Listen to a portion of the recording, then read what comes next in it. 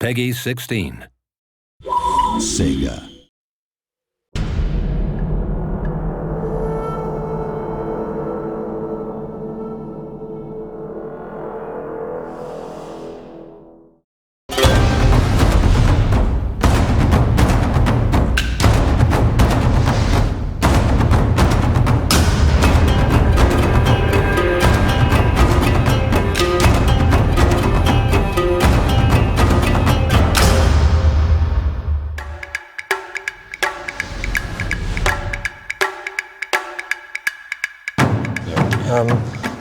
For a PC game, Total War's always had fairly weak multiplayer. It's only ever been the battle part of the game. It's been a recycled part of the game until Napoleon, and we really never really made it a central focus.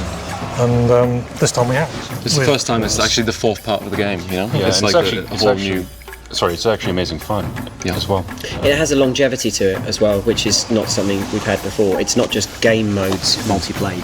The whole character development, the whole progression through the Well, you do get to crush your enemies and see them before, you don't, and that's the whole thing. Exactly, and you get to see your own glory increase as a result. And if you're on the network, you get to chortle at people later. True. It is something that we're not sure about, you know, it's a totally brand new thing, and you know, how... I love how we always take a punt. Well, you know, it's just like we always just go, it's gonna be good, right? But you have to take a punt. The first thing for us is we all know that the battles are fun, but they're 10 times more fun if there's context. Yes. So we have to give context. You have to give the player some reason to care about the precise details of the result, not just whether he wins or loses. The outcome, So it's how many men you lose and how. So not just pride. So you need investment in and some kind of long-term thing wrapped around those individual battles. Yeah. There's something very upsetting about seeing elite unit completely annihilated by a surprise attack. Unless it's there.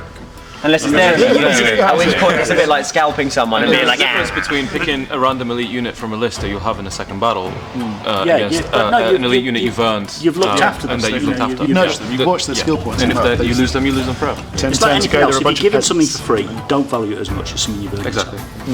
So there's that kind of, over the course of time playing multiplayer, you get things and you work for them. Yeah, and you worked in the sense of, it's a very loose sense of the word work, but you put the time in and you've achieved it, and you feel, yeah, that's cool. I've got X, I've got Y. I've now got a big choppy sword. That's really good. Talk about art. Art's good. Okay, Let's talk about art, baby. Yeah. Let's talk about cherry blossoms. So with art, I mean, leaves. the whole way we started it was, long before we started the whole project, it was to take one of the artists and get him training how to do Japanese brush art. Woodblock. Sorry, not brush. So that's Roland McDonald. How long did it take? We took about 6 months. It's good stuff though. I mean, it is. People have asked whether it's from museums, haven't they? Yeah, we've actually had genuine inquiries from magazines and people asking if they're allowed to print it, and they can get the museum can give them the rights, or the family that owns the art can give them the rights. And it's like, no, really, it's ours. And throughout the entire project, we're kind of taking this, the art department is taking quite a serious stance towards art, where we've got all of the departments are really producing by far the best work that they've produced for any Total War game.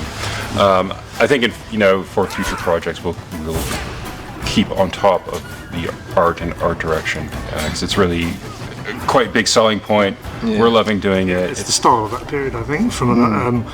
I really liked the sort of atmosphere and style of Shogun 1, and we'd not really got anything like that in any of the intervening games, and it was a chance to do art again.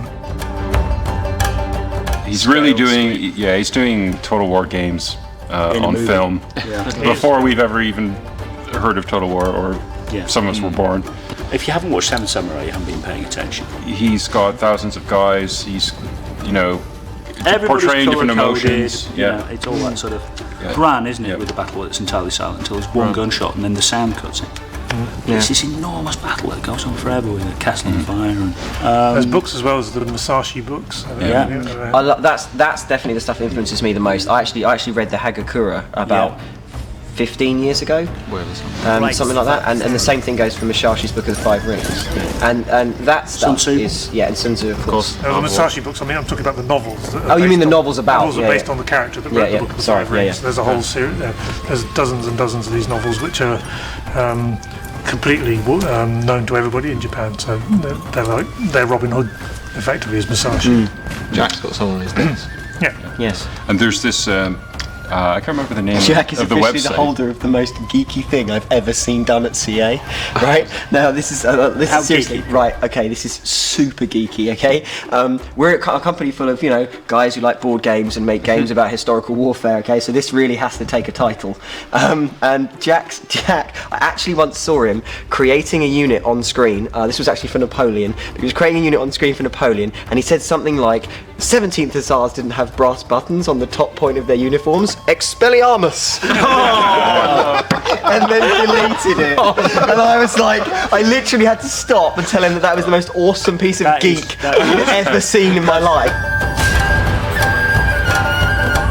This is where Japaneseness in some way helps us out from a gameplay point of view. Craziness. Because when you put all kinds of banners in the like we're saying before, you've got all the different Japanese banners. They're very UI focused. UI focused. Yeah.